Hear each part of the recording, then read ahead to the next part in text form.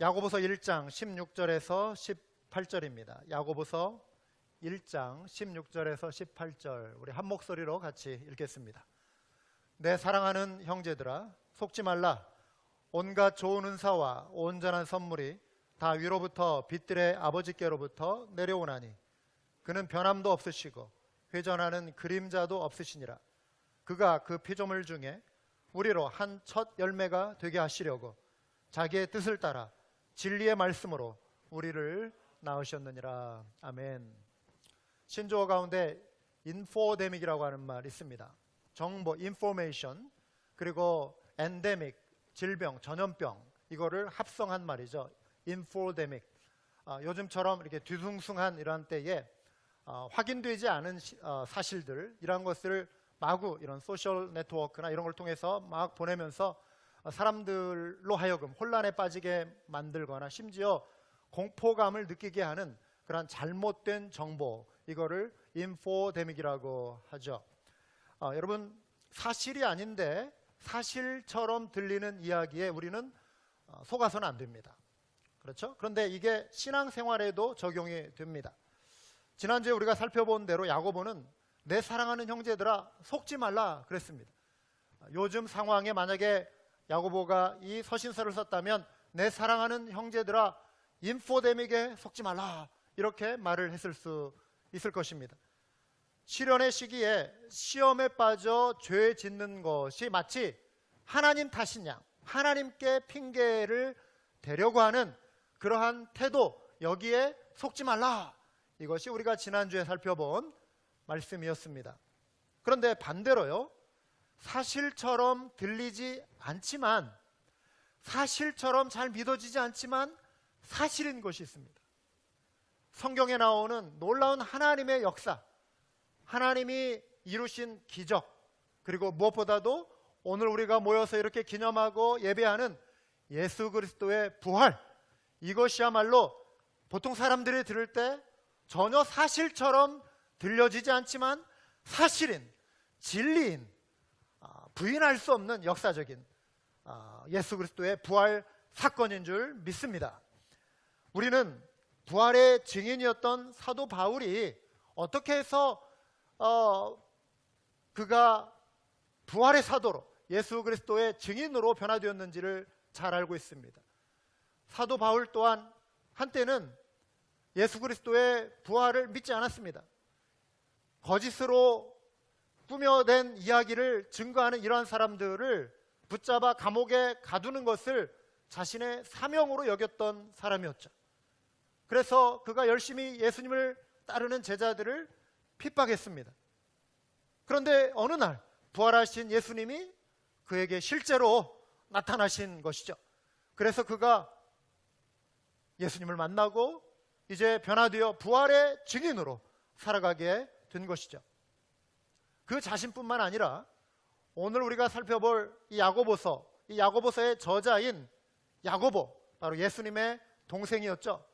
그 또한 예수님을 믿지 않았던 사람입니다. 메시아로 처음에 여기지 않았던 사람이었죠. 그런데 부활의 장으로 알려져 있는 고린도전서 15장에 보시면은 사도 바울이 자기 자신의 상황을 소개할 뿐만 아니라 예수 그리스도의 부활을 목격한 사람들의 목록을 쭉 소개하고 있죠. 그 가운데 야고보를 별도로 따로 구별해서 소개하고 있습니다. 야고보에게도 부활하신 주님이 나타나셨다. 야고보에게 있어서 예수 그리스도의 부활은 엄청난 사건이 된 것입니다. 그래서 그가 예수님을 따르는 정말 신실한 사도가 되어서 열심히 복음을 전하고 야고보서를 기록하며 흩어져 있는 많은 유대 형제들을 향하여 위로의 말씀, 이 시련의 때를 잘 이겨나가도록 용기를 주는 하나님의 말씀을 그가 전하고 있는 것이죠. 오늘 우리는 부활절 예배를 드립니다. 예수 그리스도의 부활은 우리가 믿는 기독교 신앙의 가장 중요한 중심 주제임을 믿으시기 바랍니다. 우리 신앙의 가장 견고한 뿌리가 바로 예수 그리스도의 부활이라고 하는 사실입니다. 고린도전서 15장 14절에 사도 바울은 이렇게 증거합니다. 그리스도께서 만일 다시 살아나지 못하셨으면 우리가 전파하는 것도 헛것이요 또 너희 믿음도 헛것이며 부활이 없다면 우리의 모든 신앙은 헛된 것이다, 허무한 것이다 말하고 있는 것입니다. 부활이 사실이기 때문에 우리의 신앙은 의미가 있다, 우리의 믿음은 능력이 있다, 우리의 믿음은 확실한 약속 위에, 사실 위에 서 있는 것이다 증거하는 것입니다. 코로나 바이러스로 인해서 연일 미국에서만 해도 사망자가 계속 치솟고 있습니다. 올해의 부활절은 그래서요, 정말 어느 해와 구별되는 그러한 특별한 절기입니다. 우리가 살아오면서 이러한 부활절을 보내본 적이 없습니다. 교회를 출석하기 시작한 때 따져보면 올해는 정말 특별한 부활절입니다.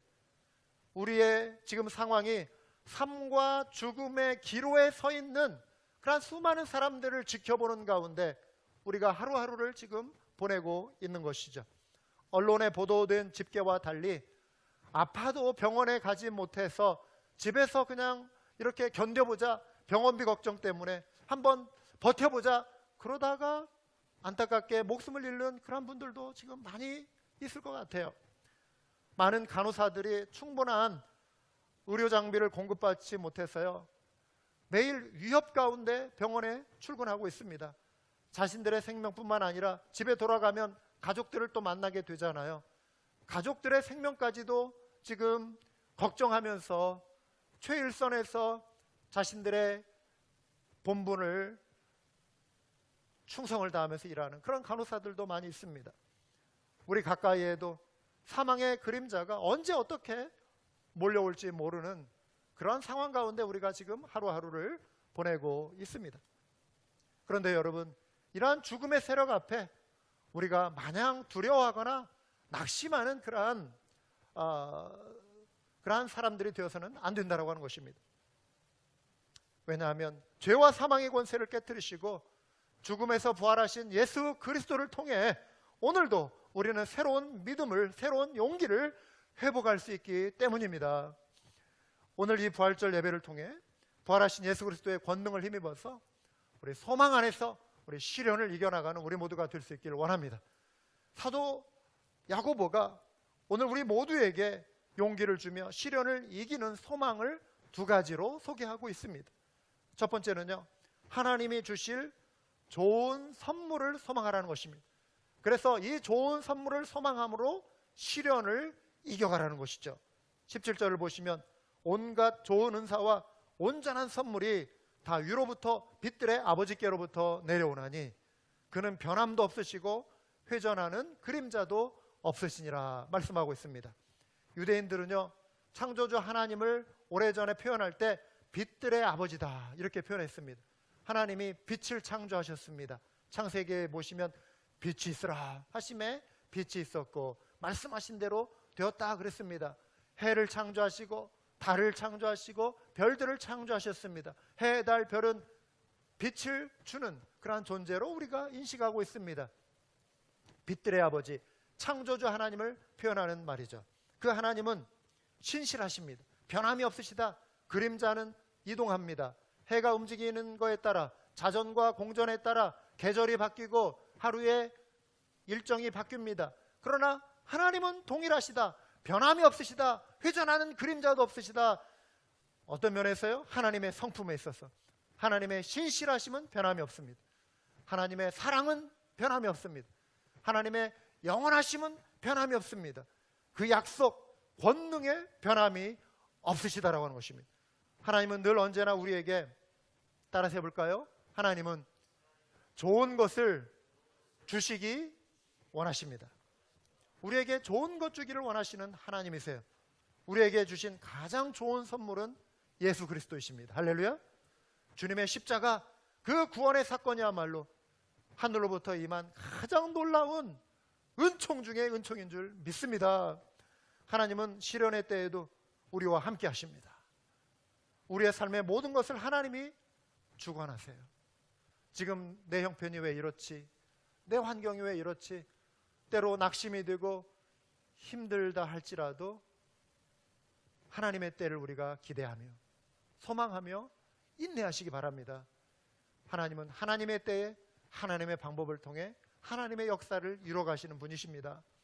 그래서 나와 함께하는 이 아름다운 만남, 나의 일터, 내가 처한 이 환경조차도 하나님의 계획 속에 진행되고 있음을 믿으시고, 하나님은 내게 좋은 거 주기 원하시는 분이시다, 좋은 거 주시는 분이시다, 이 신실하심을 믿으시고 흔들리지 마시고 믿음 지켜가실 수 있기를 주님의 이름으로 축원합니다. 선지자 예레미야가요, 좋은 것 주시기 원하시는 하나님을 이렇게 표현하고 있습니다. 여호와의 말씀이니라, 너희를 향한 나의 생각을 내가 하나니 평안이요 재앙이 아니니라. 너희에게 미래와 희망을 주는 것이니라.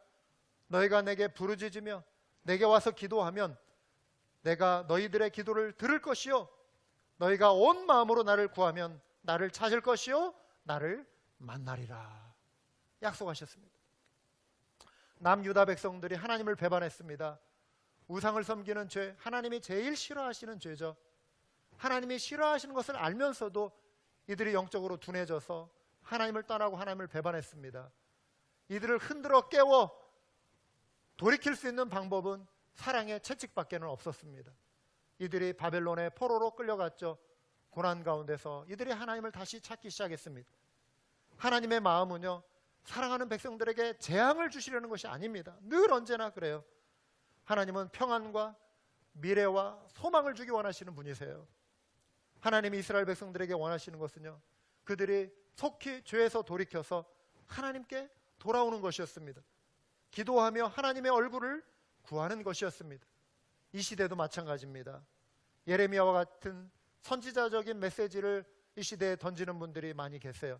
그 중에 한 분이 빌리 그레이엄 목사님의 아들인 프랭클린 그레이엄 목사님이십니다. 신문기사에 보니까요, 이분이 이 팬데믹 현상을 보면서 나름대로 기도하며 선지자적인 목소리를 내고 계시더라고요. 이번 팬데믹은 하나님께 등을 돌린 타락한 세상으로 인해 찾아온 결과입니다. 그래서 저는 사람들에게 하나님께 기도하며 하나님의 도움을 청하라고 권면합니다. 이렇게 이분이 말씀하고 있는 것을 보게 되었습니다. 그러자 그를 인터뷰한 기자가 이렇게 질문을 했습니다. 하나님이 왜 이런 일을 허락하시는 거죠?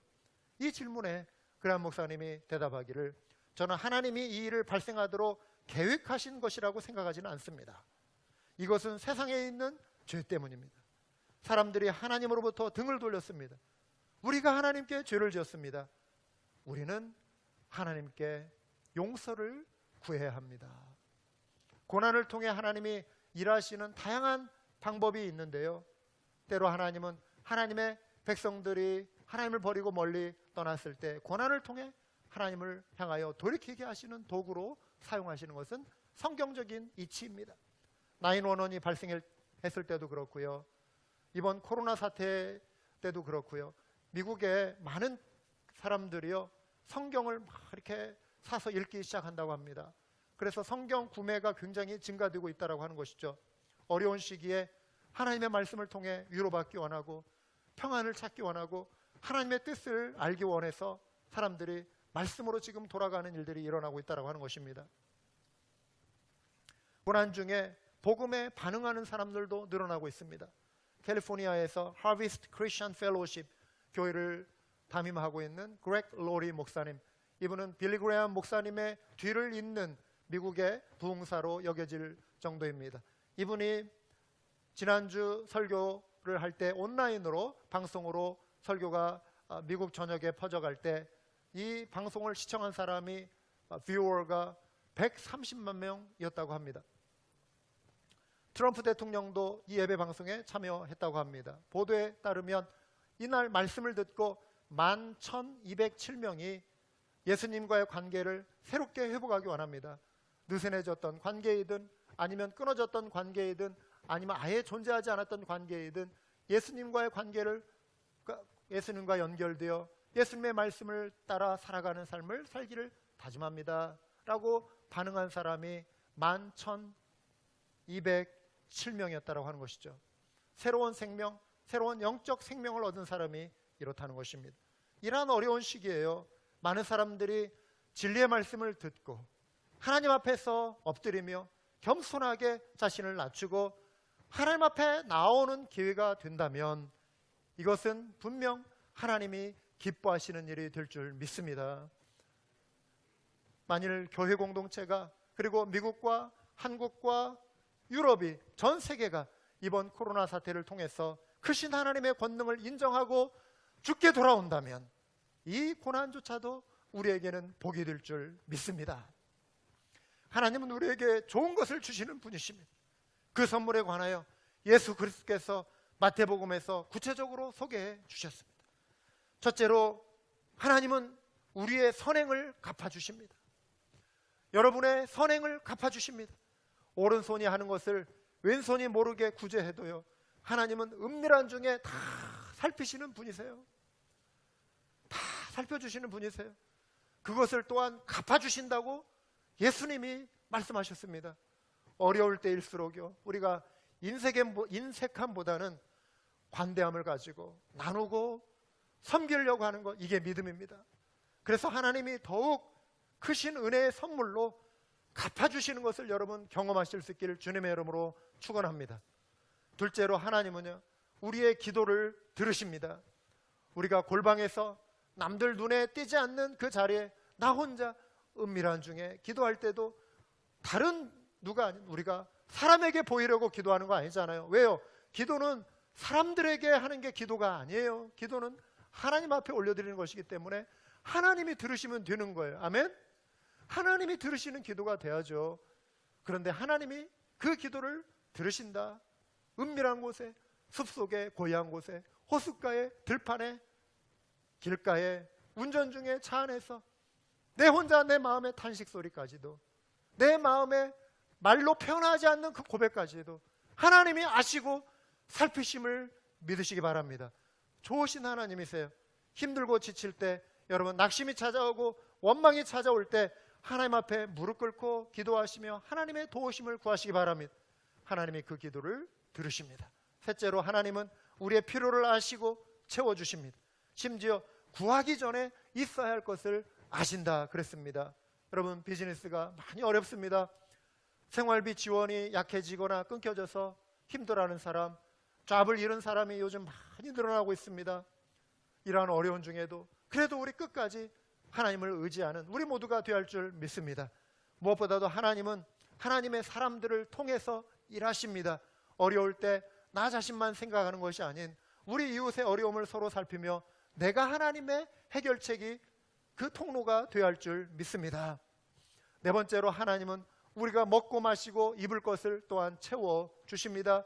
우리가 무엇을 먹을까, 무엇을 마실까, 무엇을 입을까 염려하지 않아도 하나님이 아시고 다 입히시고 먹이시고 공급하신다, 채워주신다. 마태복음 6장에 말씀하고 있잖아요. 그래서 우리가 할 것은 염려가 아닌 먼저 하나님의 나라와 의를 구하라. 그리하면 이 모든 것, 너희가 염려하는 거 다 너희에게 필요한 거 채워주실 것이다 믿으라 약속하셨습니다. 마지막으로, 하나님은 우리를 보호하십니다. 참새 한 마리도 하나님 아버지께서 허락하시지 않으면 땅에 떨어지는 법이 없다고 말씀하셨습니다. 여러분, 우리의 머리털 하나까지도 다 세신 바 되신다고 하셨습니다. 하나님 자녀의 생명은요, 아버지 손에 달려 있습니다. 우리 하나님 손에 우리의 생명이 달려 있습니다. 하나님의 주권, 하나님의 선하신 뜻 가운데 있기 때문에 우리가 하나님 안에서 하나님 앞에 맡기고 살아가는 것입니다. 살아도 주를 위하여 살고 죽어도 주를 위하여 죽나니 우리가 사나 죽으나 다 주의 것이로다. 할렐루야. 우리가 살기 위해서만 하나님 앞에 엎드리는 거 아니에요. 설령 내가 주를 위하여 죽는 한이 있더라도 주님을 향한 나의 믿음 변함없이, 하나님을 찬양하는 나의 목소리 변함없이 지켜가겠다라고 하는 그 성숙한 신앙으로 우리가 모두 나갈 줄 믿습니다. 질병에 대한 두려움에 눌려 낙심하고 불안해하지 말고 지키신 하나님, 도우신 하나님, 온갖 좋은 선물을 위로부터 내려주시는 분이심을 믿고 시련을 이기며 나아가는 우리 모두가 될 수 있기를 주님의 이름으로 축원합니다. 둘째, 하나님이 완성하실 구원을 소망하라고 야고보가 권면합니다. 하나님이 완성하실 구원. 그래서 이 소망으로 시련을 우리가 이겨나가야 합니다. 우리가 얻는 구원에 관하여 야고보는 18절에 설명합니다. 그가 그 피조물 중에 우리로 한 첫 열매가 되게 하시려고 자기의 뜻을 따라 진리의 말씀으로 우리를 낳으셨느니라. 우리 하나님이 진리의 말씀으로 우리를 낳아주셨다는 것은요, 우리가 거듭났다는 거예요. 우리가 하나님의 자녀로 새롭게 태어났다, 새 피조물이 되었다, 이것입니다. 우리가 주목해야 할 표현 중에 하나는 우리를 피조물 중에 첫 열매로 삼아주셨다라고 하는 표현입니다. 농경기에 추수를 할 때요, 첫 열매가 있다라고 하는 것은 이어지는 더 풍성한 수확물이 있다라고 하는 것입니다. 하나님의 구원 계획이 놀랍고 위대합니다. 피조물 가운데 우리를 먼저 구원해 내셨어요. 새 피조물 삼아 주셨고요, 장차 하나님께서 이 타락한 세상 속에 망가진 이 세상을 온전히 회복할 때가 온다, 새 하늘과 새 땅을 이루실 그날, 완전한 온전한 하나님의 구원의 완성의 때를 이미 시작하셨는데, 우리가 그 첫 피조물, 첫 수확의 결실이 되었다. 그리고 하나님의 구원의 역사가 이제 시작이 되었다. 완성하실 때가 오고 있다, 이러한 말인 것이죠. 하나님이 우리를 진리로 낳으셨다라고 하는 사실을 우리가 믿어야 합니다. 그런데 이 놀라운 영적인 비밀, 성경의 약속, 이것을 우리가 어떻게 믿을 수 있는가? 그냥 무턱대고 믿으란 말인가? 어떤 증거가 있는가? 예리한 사람, 뭔가 좀 어떤 뭐라 할까요? 때로 어떤 분에게 있어서는 어떤 그런 지적인 그런 지성을 사용해서 뭔가 증거를 보기 원하고, 뭔가 좀 경험하기 원하고, 뭔가 확실한, 뭔가 믿을 만한 뭔가를 이렇게 손에 쥐기를 원하는 그런 분들도 많이 있지 않습니까? 우리는 그냥 무작정 믿으라는 신앙이 아니죠. 제자들, 그 겁 많은 사람들, 겁쟁이들, 십자가 못 박이실 때 주님을 배반하고 다 도망쳤던 사람, 베드로마저 평상시 평안할 때는 내가 주를 위해 죽을 수 있습니다 했어도 정작 예수님이 붙잡히시는 그 현장에서는, 그리고 주님이 고난당하시는 그 현장에서는 주를 3번이나 부인했던 베드로, 그만큼 우리 인간은 연약한 존재들 아닙니까? 제자들도 연약한 존재들이었습니다. 그런데 그들이 어떻게 그렇게 담대한 목숨을 내걸고 나중에 다 순교의 대열에 동참하며 그 놀라운 증인으로 변화됐습니까? 확실한 믿을 만한 증거를 그들이 받기 때문에 그런 거잖아요. 그게 바로 부활이에요. 예수 그리스도의 부활, 부활하신 예수님을 만나고 베드로가 변화되고 사도들이 변화되고, 그리고 그 강팍했던 청년 사울이 변화되어 사도 바울이 되고, 예수님을 조롱하고 비난했던 그 동생 야고보가 변화되어 이 놀라운 성경 말씀으로 오늘날까지 우리에게 위로를 주는 놀라운 사도로 변화된 것. 무엇이 이들을 이렇게 변화시켰습니까? 무엇이 이 시대의 2000년 동안 기독교 역사 속에서 강력한 이 복음의 역사를 진행하게 만들었습니까? 바로 부활이라고 하는 것입니다.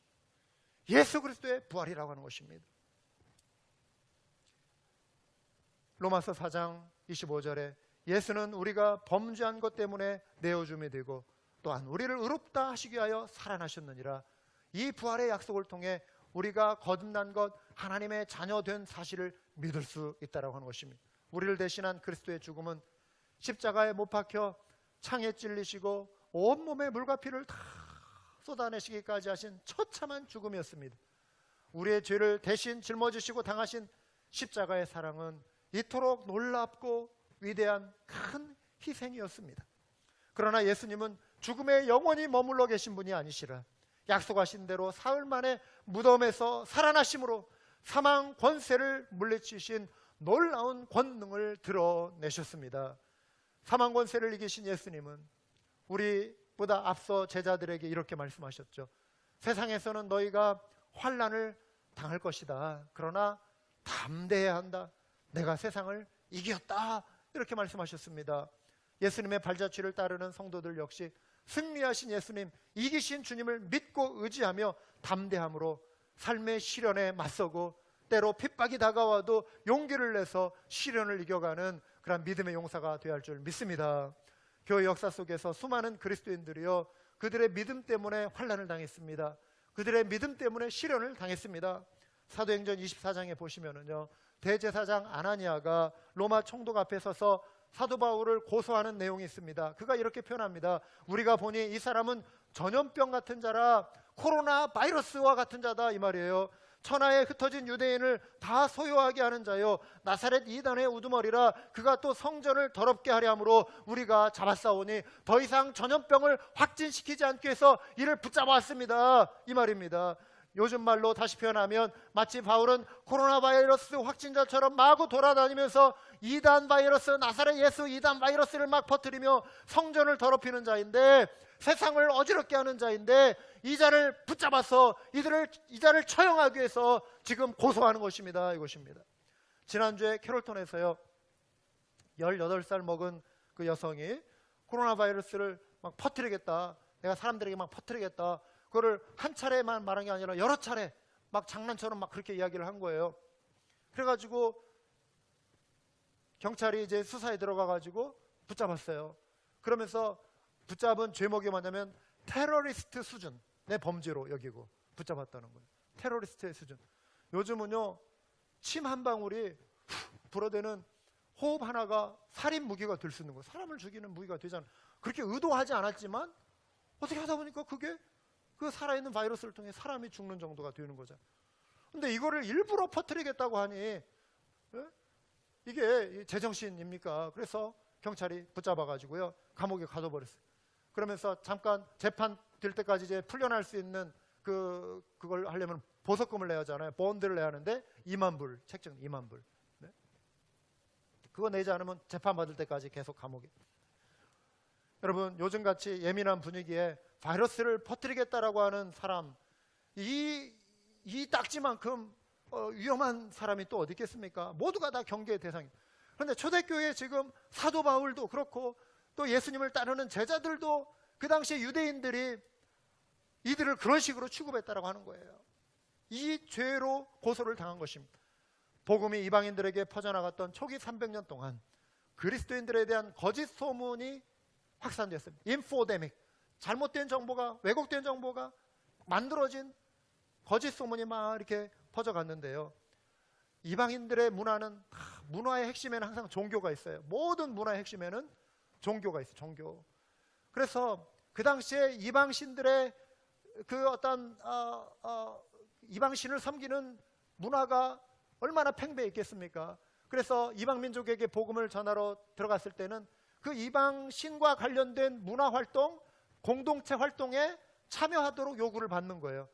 그런데 그 가운데 이제 거듭난 그리스도인들, 회심한 그리스도인들이 나올 거 아니에요? 어느 순간부터 이게 죄라고 하는, 참되신 하나님, 진리신 하나님만을 내가 섬겨야 하는데 거짓 신앙, 하나님이 싫어하시는 가증한 이 우상숭배, 그리고 막 인신제사 같은 것도 있고, 정말 너무나도 가증한 이러한 하나님이 싫어하시는 그러한 죄에 참여하기 싫기 때문에 내가 이제 거부하고, 그러니까 공동체성을 강조하는 그 문화 속에서 왕따가 되기 시작하고, 이들은 공동체의 적이다, 공동체를 해롭게 하는 자들이라고 하는 그런 분위기로 막 몰아가면서 그리스도인들이 고난과 핍박을 당하기 시작한 것입니다. 이방인들이 그리스도인들을 못마땅하게 여기면서 꾸며낸 말 가운데 하나가요, 이들은 성만찬을 할 때 뭐 이제 예수님의 살과 피를 나눈다 이런 표현을 하잖아요. 그러니까 살과 피를 나눈다는 말이 이들이 예민해진 거예요. 그래서 어린아이를 유교에다가 죽여서 어린아이의 살점을 뜯어먹고 피를 마신다라고 하는 거짓 소문을 퍼뜨려서 그리스도인들을 혐오하게 만들었어요. 그리스도인들은 아주 무섭고 가증한 존재들이다, 혐오의 대상이다. 그리고 그리스도인들이 남녀가 만나면 형제님, 자매님, 우리가 그리스도 안에서 한 형제 자매가 됐잖아요. 그러니까 형제님, 자매님 하잖아요. 그런데 또 서로 사랑하라, 우리 사랑합시다 이런 말 하니까 형제 자매가 서로 사랑하네? 그래가지고 한 단계 더 뛰어가지고, 아니 형제 자매가 결혼도 했네? 아니 이거 근친상간이네? 이런 식으로까지 또 막 몰아가는 거예요. 이러한 거짓 소문으로 하여금 그리스도인들은 아주 도덕적으로 문제가 있는 사람, 이 사회의 반사회적인 인간들이다 해가지고 그러한 분위기를 띄워서 그리스도인들이 처형당하는 것에 대해서 사람들이 막 박수치고 열광하고 하는 그 분위기가 바로 그런 거예요. 로마가 통치하던 시대에 그리스도인들은 항상 위험한 자들로 취급받은 거예요. 이들이 모아놓은 재산 다 몰수당하기도 하고요, 감옥에 갇히고 고문을 당하고 심지어 처형을 당하기도 하고 사자밥이 되고 금광에 끌려가 중노동을 하기도 하고 하는 이러한 어려움을 겪었다라고 하는 것이죠. 그런데 이들이 순교당할 때, 동료들 앞에 먼저 앞서서 끌려갈 때요, 이들은 이거를 영광의 행렬로 여긴 거예요. 명예스럽게 여겼다라고 하는 것입니다. 심지어 자신들의 죄를 씻는 내가 주님 앞에서 온전치 못한데 늘 그런 어떤 분연들의 그러한 부끄러움, 하나님 앞에서 내가 더 거룩하게 살아야 하는데, 그런데 내가 순교당하는 이 순간 내가 이제 거룩해지는 이 기회가 되었구나 기뻐했다는 것입니다. 그리스도의 고난에 동참하는 것으로 자랑스럽게 여기며 핍박에 맞섰다라고 하는 것이죠. 이들은 부활하신 예수 그리스도로 인해 죽어도 다시 산다라고 하는 부활의 신앙이 분명했던 것입니다. 그래서 담대히 시련을 맞서며 이겨간 것이죠. 핍박에 굴복하지 않은 것입니다. 요한복음 11장 25절과 26절에 보시면 예수께서 이르시되 나는 부활이요 생명이니 나를 믿는 자는 죽어도 살겠고 살아서 나를 무릇 살아서 나를 믿는 자는 영원히 죽지 아니하리니 이것을 네가 믿느냐. 이 시대에 우리 주님께서 동일한 질문을 우리에게 던지십니다. 이것을 네가 믿느냐. 이것은 제자들에게만 주신 말씀이 아니라 나는 부활이요 생명이니는 이 시대 2020년을 살아가는 우리들에게도 주시는 동일한 질문입니다. 이것을 내가 믿느냐. 여러분은 믿으십니까? 부활의 주님을 믿으십니까? 죽어도 다시 사는 부활의 소망을 믿으십니까? 우리가 시련을 피하고 싶어하는 이유는요, 시련의 끝자락이 죽음에 맞닿아 있기 때문에 그래요. 그 죽음을 피할 인생은 이 땅에 아무도 없습니다. 시련을 피할 인생이 없어요.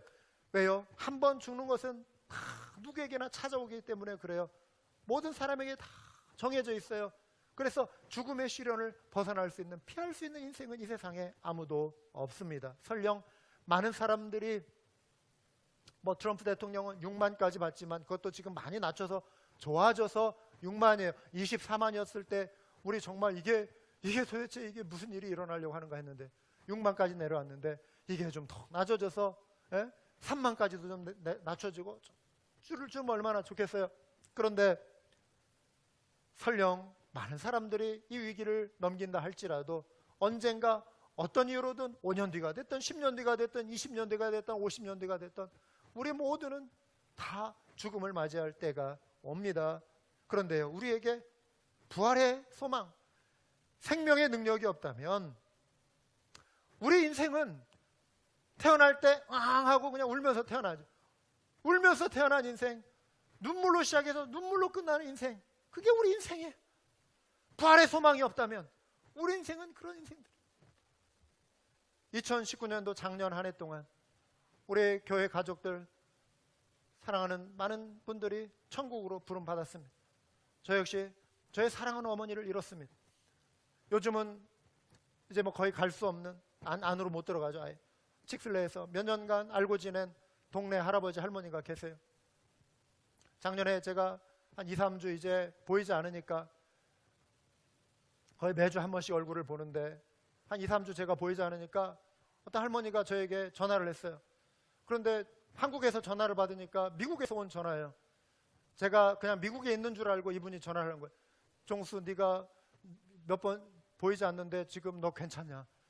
그래가지고 제가 어머니가 돌아가셔서 지금 여기 한국에 나와 있습니다 이야기했더니 그러냐고, 나도 얼마 전에 어머니가 돌아가셨다고 그러면서 위로의 말을 이렇게 전해주더라고요.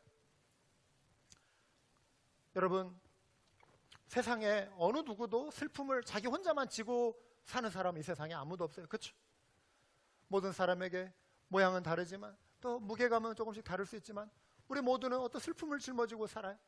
네, 포토스에 제가 돌아왔을 때 칙슬레에 이제 들르니까요, 빌과 에런 그 할아버지 두 분이 이 소식을 이미 들은 거예요. 그 할머니에게 전해 들은 거예요. 그러더니 먼저 저에게 다가오더니 진지한 표정으로 위로하면서 손을 내밀면서 악수하면서 위로를 하더라고요. 그 중에 그 에런이라고 하는 분은 저에게 다가와서 자기 옛날 이야기를 해주는 거예요. 자기가 고등학교 때 풋볼 선수였는데 쿼터백이었다는 거예요. 그러니까 운동도 열심히 하고 인기도 있고, 그래서 하이스쿨 스위트하트, 하이스쿨에서 만난 여자친구하고 결혼을 한 거예요. 일찍 결혼을 했어요. 고등학교를 졸업하자마자 이제 자기보다 1살인가 2살인가 어린. 그런데 그 사랑하는 아내가 19살이 되었는데 숨을 거둔 거예요. 죽은 거예요. 50년이 훨씬 지난 지금까지 그 아내에 대한 19살 때 결혼한 지 얼마 안 된 그 신혼 때 죽은 그 아내를 아직까지도 잊지 못하고 가슴에 묻고 슬퍼하면서 저에게 다가와서 자기 이야기를 하면서 위로를 하는데 제가 어떻게 슬픈 표정을 낼 수가 없겠더래요.